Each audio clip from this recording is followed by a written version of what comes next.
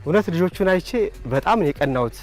የተከበራችሁ ተመልካቾቻችን እስከዛሬ እንግዲህ ድምጽ ሞክር ያለው ትወና ሞክር ያለው ዛሬ ደግሞ ልጆቹ ሲጫወቱ ሳያቸው ኳስ መጫወት አምሮኛልና የዛሬው ባለ ታሪካችን ኮች አሻግሬ አድማሱ ይገኛሉ።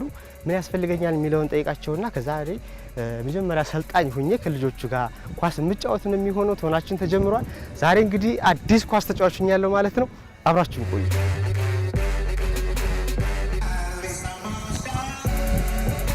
ጤና ይስጥልን ኮች፣ ጤና ይስጥልን። እንዴት አሉ? እንዴት አሉ? ሰላም ነው? ሰላም። ስልጠና እንዴት ነው? አሪፍ ነው። ይዘናል። ቆንጆ ነው አይደል? አሪፍ ነው። ስቴዲየም መገኘት በጣም ደስ የሚል ድባብ ነው ያለውና በጣም ደስ ብሎኛል። ዛሬ ሰልጣኝ መሆን እፈልጋለሁ፣ ጀማሪ ሰልጣኝ። እሺ፣ ምንድነው የሚያስፈልገኝ አሁን? እነሱ ራስ ማዘጋጀት ነው፣ መሰል ነው መግባት ነው። ስለዚህ ልጫወት ከነሱ ጋር የተወሰነ ሞምቅ ያለው በጣም ኳስ ድሪብል ምናምን ድሪብል ማድረግ ነው። በጣም አሪፍ። እሺ፣ ዋዋ ስጠው። ያው ላይ ቀጥል ላይ ልክ እነሱ የሚሆኑ ሰው መስራት እንዳይ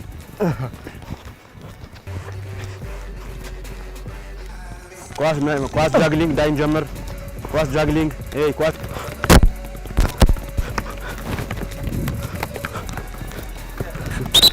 ኦኬ። ዳውን እዛው ቆመን ኳስ ማንጠር። እሺ እዛው ቆመን ዳይ እዛው ቆመን ግራሽን ከመታ አድርገን ማንጠር ዳይ እጃችን ዳይ እዛው ቆመን ዳይ ቀና ኖ እዛው ቦታ ምረጡ።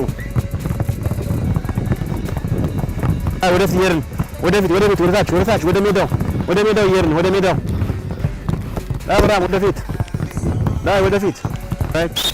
ዳይ መመለስ ዳይ ይሄው ዳይ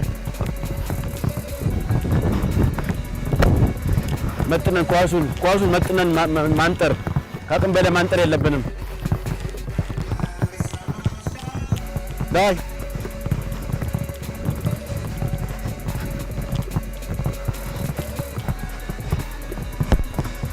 በቃ ስትሬች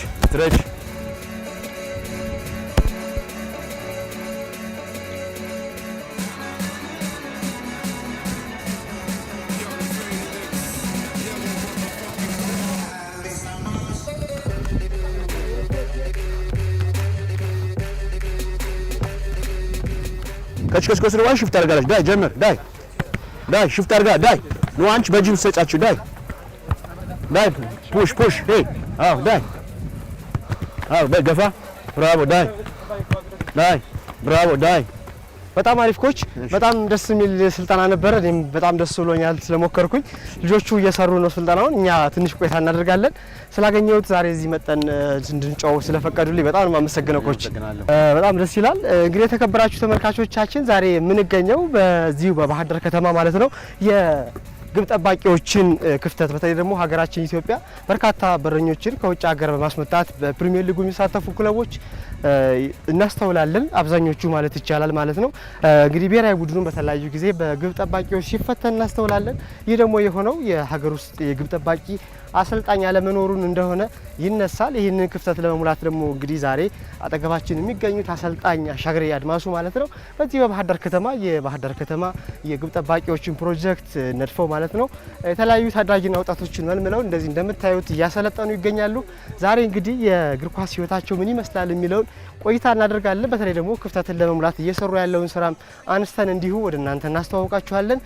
ኮች ስላገኘሁት በጣም ደስ ብሎኛል። ወደ ስፖርቱ ዓለም መቼና እንዴት ገቡ? እስኪ ከዛ እንጀምር። አሻግሬ አድማሱ እባላለሁ። ኳስ የጀመርኩት እንደማንኛውም ታዳጊ ወጣት እዚሁ ቀበሌ 4 አሞራ መዋኛ ሰፈር ነው የጀመርኩት። ከዛ እድሜ እየገፋ ሲሄድ ከታዳጊ ጀምሬ እስከ አገር አቀፍ የጎጃም ምርጥ ድረስ ደርሻለሁ። ከ70 እስከ 80 ዓመት ድረስ በግብ ጠባቂ ስራ ሰርቻለሁ። የጎጃም የባህር ዳር ልዩ ዞን የጨርቃ ጨርቅና የመምህራን ቡድን ግብ ጠባቂ ሆኜ ሰርቻለሁ። ከዛ በ80 ዓመት ግብ ጠባቂነትን አቁሜ በታዳጊዎቹ ተራ ለቅቄ እኔ ወደ አሰልጣኝነት ህይወት ገብቻለሁ ማለት ነው። እንደው በግብ ጠባቂነት ሲሰሩ ወርቃማ ዘመን የሚሉት የት የነበሩበትን ሰዓት ነው እስኪ ያስታውሱ። ከ70ዎቹ እስከ 79 ድረስ ጥሩ ነበረ። ያን ጊዜ የጎጃም ምርጥ ከሰባቱ አውራጃዎች ነበር ምርጫ የሚካሄድ የነበረ። መተከል አውራጃ፣ ሞጣ፣ ብቸና፣ ባህር ዳር እና ደብረ ማርቆስ የሰባት አውራጃዎች ሴሌክት ተደርጎ ነበር የጎጃም ምርጥ የነበረና ከ70 እስከ 79 ድረስ ጥሩ ህይወት ነበረ።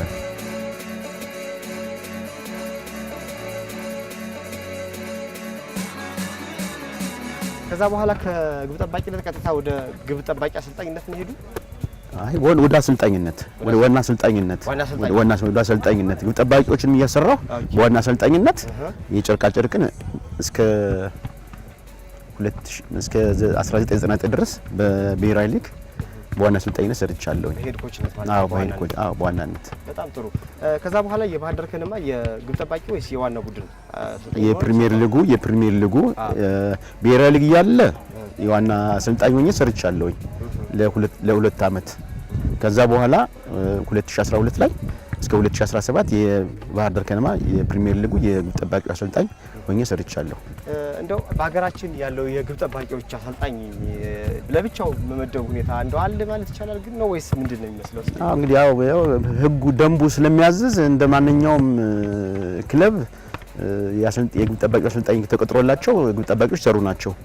ግን በአብዛኛው ለውጭ ዜጎች ናቸው አሁን ክለቦቹ ሄድ ኮቾች ትኩረት የሚሰጡት በኢትዮጵያውያን ግብ ጠባቂዎች ምን ስለሌላቸው።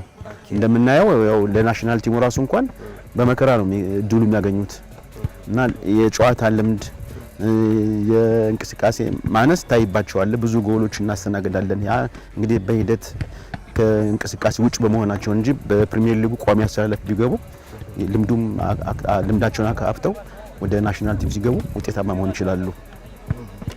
ስለዚህ ብዙ የለም ማለት ይቻላል። አዎ ማለት ይቻላል። አሁን ያሉበት ፕሮጀክት ምንድነው? ፕሮጀክቱ ስያሜ እሺ ጀመረ፣ እንዴትስ ደግሞ ጀመሩት? በቃ እኔ እስከ 2017 ድረስ የባህር ዳር ከነማ ግብ ጠባቂ ሆኜ አሰልጣኝ ሆኜ ሰርቻለሁ። ከሐምሌ 1 ጀምሮ የሀገራችንን የበረኞች ችግር ታሳቢ በማድረግ በራሴ ፍላጎት በራሴ ተነሳሽነት በቃ እነዚህን የባህር ዳር ታዳጊዎችና ህጻናት በራሴ ፍላጎት እንዲህ አይነት ፕሮጀክት ለመስራት አስቤ እንደምታዩት እየሰራሁ ነው። እኔ ክፍያ ምንም አልፈልግም። በእንዲሁ እነዚህ ማብቃት ነው የምፈልገው። ከ4 አመት በኋላ ናሽናል ቲም ደርሰው ማየት ነው የምፈልገው። ስለዚህ በ4 አመት ውስጥ ለናሽናል ቲም ለማድረስ ነው አላማው። ከቻልን ለናሽናል ቲም 4 አመት እንዲደርሱ ፈልጋለሁ። በመሀል ላይ ደግሞ ፕሪሚየር ሊግም የሚመጡ ልጆች ካሉ ክለቦቹ ሴሌክት አድርገው መውሰድ ይችላሉ።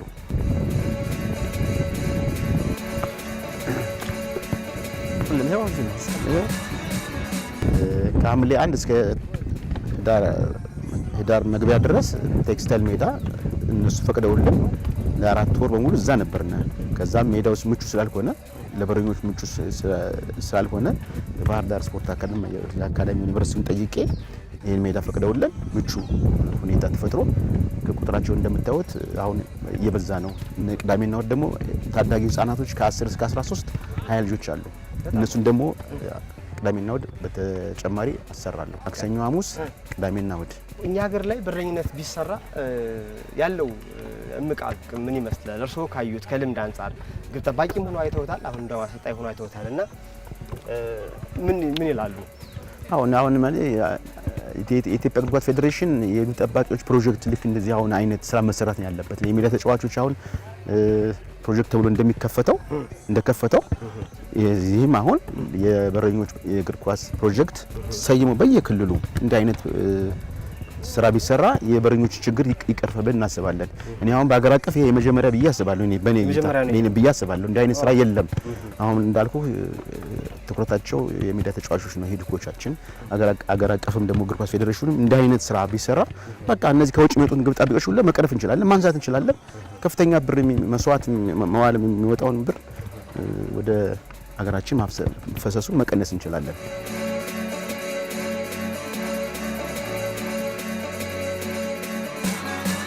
በረኛ እንደነገሩኝ ከሆነ በተለይ እኛ ሀገር ላይ ብዙ አይደለም ክለቦችም ከውጭ ሀገር ማምጣትን ነው እንደ አጭር ጊዜ አማራጭ የሚያዩት እንጂ እንደዚህ በዘላቂነት ሰርቶ በሀገር ውስጥ ተጫዋቾች መተካት እንደሚቻል ብዙ አይናይምና ይሄ አይነት ፈተናዎች መጋፈጥ ያልፈለጉበት በረኛ ግብ ጠባቂ ማሰልጠን የተለየ ፈተና ይጠይቅ ይሆን? እነዚህን ልጆች አብቅቼ ለናሽናል ቲም ማድረስ ከዛ ደግሞ በአገር አቀፍ ያሉ የፕሪሚየር ሊግ ግብ ጠባቂዎቹ ችግር ያለባቸው ክለቦች ከውጭ የሚያመጡት ተጫዋቾችን አቁመው እነዚህን ብርቅዬ ልጆችን አብቅቼ ለነሱ ፕሪሚየር ሊግ ማብቃት ነውና ነገ ከነገ ወዲያ እነሱን ወደ ተሻለ ህይወት እንዲገቡ እንፈልገው። ብዙ ድካም አለው፣ ያሰልች ነው። አላማ ብለህ ከያዝክ ደግሞ ልጆቹ ወደሚፈልጉት ዓላማ ውስጥ መግባት ይችላሉ። በቃናል ስትሬች ባለንበት በየቡድናችን እዛው እዚህ ፕሮጀክት የጀመርኩት መስከረም አካባቢ ነው። ትሬኒንጉ በጣም አሪፍ ነው። አንድ አርግ ደግሞ ሳይሰለቸኛል ሁሌ ነው እያለ ያሰራናል። አሪፍ ኮች ነው። ያው ነገኛ ትልቅ በረኛና ፕሮፌሽናል በረኛ እንደሆነ ተስፋ ይሰጠናል። ዋናው ሰው ልጅ ደግሞ ተስፋ ካለን እንድትሰራ የሚያነቃቃ ሰው ካለ ትሰራለህ። እሱ ደግሞ ሁሌ ያነቃቃናል፣ ተስፋ ይሰጠናል። ያው ነገ ትልቅ በረኛ እንደምንሆንና የሀገራችን በረኛ ችግር ስላለ እሱ እንደምትሸፍንና አሪፍ በረኛ ሆናችሁ ሀገራችን እንደምታከብሩ ሁሌ ይነግረናል። እኛም ተስፋ ስላለን እሱ አሪፍ አድርጎም ስለሚያሰራን እኛ ጠንክረን እሰራለሁ። ደግሞ ህልም አለኝ ፕሮፌሽናል በረኛ መሆን እፈልጋለሁ። ሰለቼ ሳል ጥዋት ማታም እሰራለሁ። በማገኘው አጋጣሚ ማንኛውም ቲም ቢሆን እሰራለሁ። ለመስራት ወደ ኋላ አልልም። ነገ ትልቅ በረኛ እንደሞ ተስፋ አለኝ ከፈጣሪ ጋር ነው። ያው ደስ ይለኛል። ትሬኒንግ በጣም አሪፍ ነው።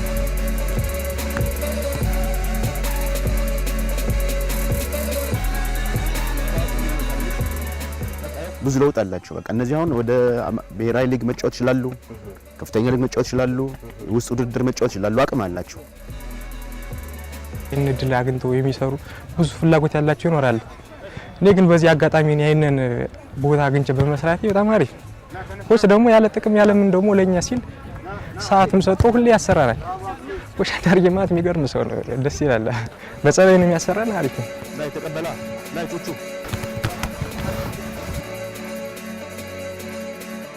ብዙ ጊዜ የምናስተውለው ነገር አለ። የውጭ ሀገር በረኞች ቋሚ መሰለፍ እድሉን ሲያገኙ የኢትዮጵያ ተወላጆች ደግሞ የቅያር ላይ ነው ብዙ ጊዜ ቁጭ የሚሉና ያ ነገር ምን ይፈጥርባቸዋል አእምሯቸው ላይ? በቃ ምን የመስራት ፍላጎታቸው እየወረደ ነው የሚሆነው። ለምን ነገ ከነገ ወዲያ ዜጋው ካልተጎዳ በስተቀር ወይንም ቅጣት ውስጥ ካልገባ እነዛ ልጆች የመሰለፍ እድላቸው ሁላ እየወረደ ነው የሚሆነው። ስለዚህ የመስራት ፍላጎታቸው የዘቀጠ ነው የሚሆነው እና በቃ ራሳቸውን አሳድገው እነሱን አስቀምጠው መግባት ብዙ አሁን ከውጭ የመጡ ጠባቂዎች እና እነ መከላከያ ዋጋ ሲያስከፍሉ እናያለን። ከአቅም በላይ ሳይሆን ዝም ብሎ በስመ ግብ ጠባቂ መጡ ነጥብ ሁላ ሲያስጥሉ እናያቸዋለን የውጭ ግብ ጠባቂዎች እና የኛ የተሻሉ ናቸው ብለን እንወስዳለን። ምንም ከሱ የውጭ ከመጡት ከነሱ ምንም የሚማረው ነገር የለም።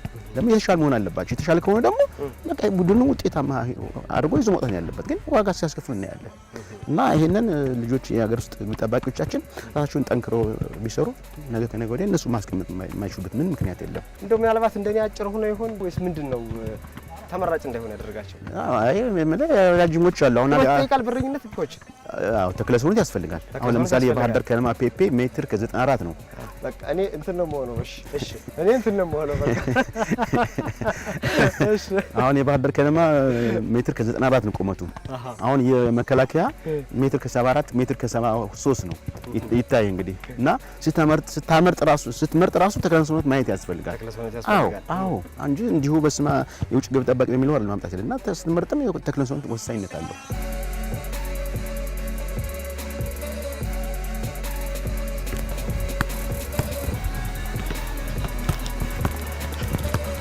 ትልቅ ህልም አለኝ። ያው ህልም ሲኖር እንድሰራ ደግሞ የነገን ተስፋ አድርገህ መስራት እንድሰራ የሚያደርግ ህልም ከሌለ ዛሬን ብቻ ካሰብክ ያው የሌቱን ብቻ የምትኖር የሌላ ቀን ትልቅ በረኛ ሁኜ በሀገራችን ሊግ መጫወት እፈልጋለሁ። ምኞት አለኝ። ደስ ይላል። አሁን እነዚህ አሁን እንደምታያቸው አሁን ተክለሰውነታቸው በጣም ሜትር ከ70 ሜትር ከ80 ምናምን ይሆናል ልጆች አሉ። እነሱ አሁን እነዚህ ነው በቃ እነዚህን ካበቃ እነዚያ ምንም እናስቀበት ምንም ምክንያት የለም። ፍላጎትና ከተለያዩ ሱሶች ራሳቸውን ካጸዱ ወደ እነሱበት ምንም የማይገቡበት ምንም ምክንያት የለምና ተክለሰውነት ወሳኝነት አለው። ክራይቴሪያዎች አሉ፣ መስፈርቶች አሉ እዛ ውስጥ ልትገባ የሚያደርግ ነገር። እንደው በኢትዮጵያ የእግር ኳስ ታሪክ ውስጥ እንግዲህ አፍሪካ ዋንጫ አሁን እየተካሄደ ነው የሚገኘው ሞሮኮ ላይ ማለት ነው። በዚህ መድረክ ውስጥ ኢትዮጵያ ከመሰረታችሁ መድረክ ርቃለች እና ለዚህ ውጤት ማጣቷ ምናልባት የበረኛ አገር ውስጥ ተጫዋች አለመሆን ምን ያክል ድርሻ ይወስዳል? እሱ ብቻ አይደለም፣ በቃ ከታች ጀምራ አለመስራት ነው። አሁን ለምሳሌ የነበሩ ልጆች አሁን እነ ሳላዲን እነ አዳነ ግርማ በእነሱ ጊዜ በእነሱ ብቻው የነበረ ቲም አሁን ተበትኗል፣ የለም ፈርሷል።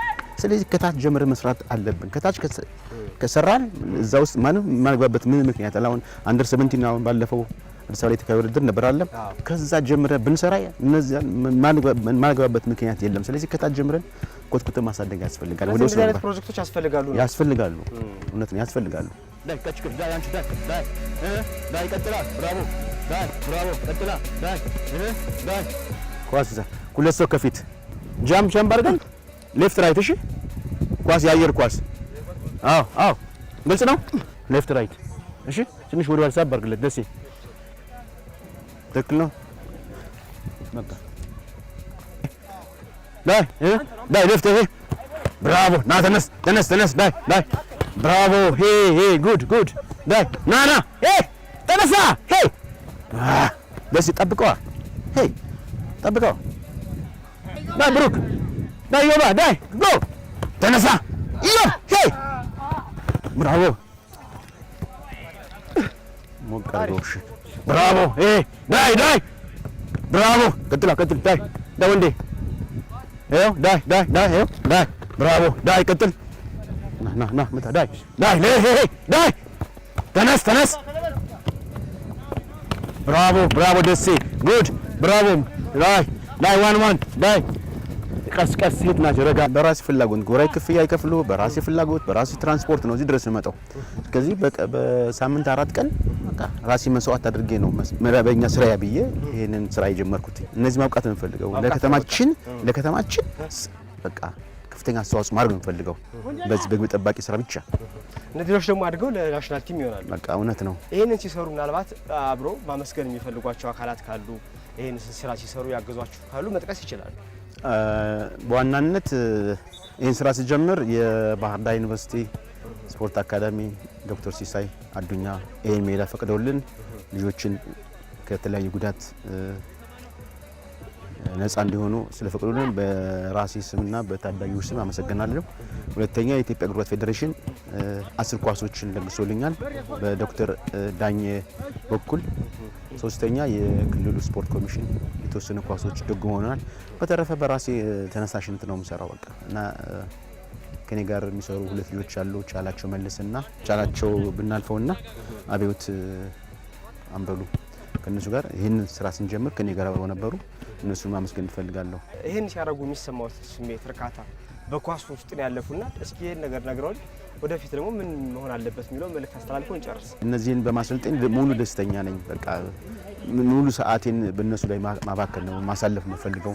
እነሱም ደከመኝ ሰለቸኝ ሳይሉ በቃ ራሳቸውን መለወጥ ስለሚፈልጉ እንደምታያቸው በፍላጎት ነው የሚሰሩት ያለምንም ክፍያ ያለምንም ጥቅማ ጥቅም። በቃ እኔ በቃ እንደማንኛውም እኔ ያው ባህር ዳር ከነማ አስተዳደር ወይም የአገር አቀፍ ያሉትን ክለቦችም ሆኑ ዞኖች ይህንን አይነት የግብ ጠባቂዎች ፕሮጀክት ቢሰሩ በቃ ያለምንም ችግር በቀላሉ ያለውን የበረኛ ችግር መቅረፍ እንችላለን። ቅድም እንደተናገርኩት የግብ ጠባቂ የውጭ ግብ ጠባቂዎችን ማስቆም እንችላለን። አሁን የውጭ ግብ ጠባቂ 500-600 ሺህ የሚከፈላቸው ያንን ማስቆም ነው ያለብን። በቃ ምንም ነገር በቃ ምንም ጠብ የሚል ስለሌለ ለውጥ ስለሌለ በቃ በሀገራችን ግብ ጠባቂዎች መቀጠል ያለብን እና እዚህን ማብቃት ነው የምንፈልገው። እነዚህን እንዳልኩ እነዚህን ከ4 ዓመት በኋላ ናሽናል ቲም ለፕሪሚየር ሊግ ማድረስ ነው የምንፈልገው። በቃ አላማ ይሄ ነው። ይሄን አሁን ለጓደኝ ጀርባ ላለው ጀርባ ልክ ነው ፓሳት እናቆም ነው ጀርባ ምትጠ 1968 የሴካፋ ውድድር ነበረን። እሱን ዋንጫ አንስተናል። በመንግስቱ ኃይለ ማርያም ጊዜ እነ ተካበ ዘውዴ በነበሩበት ሰዓት እነ መንግስቱ ወርቁ በነበሩበት ሰዓት እና እንዲህ አይነት ስራ መስራት አለብን። እነሱ አሁን አልፈዋል የሉም። ስለዚህ አሁን ቅድም እንደናና አዳነ ግርማ እንደነ ሳላዲን እንደነ ገብረ መድን አይነት እነሱን በቃ የሚተካቸው ያስፈልገናል። ከታች ኮትኩተ ማሳደግ ያስፈልገናል። አሁን አንደር 17ኖች እንደተጀመረው በቃ እነሱ ማስቀጠል ነው። የነሱ ነገር እያዩ እነዚህ ያድጋሉ ከነገ ወዲያ። በጣም አሪፍ። በጣም ነው የምናመሰግነው። በጣም ደስ ብሎናል። እኔ አመሰግናለሁ። በጣም ደስ የሚል ጊዜ ነበር። እንግዲህ ወደ ስልጣና ይመለሱ ነው። እሺ ላይ ደስ ቤት ነው።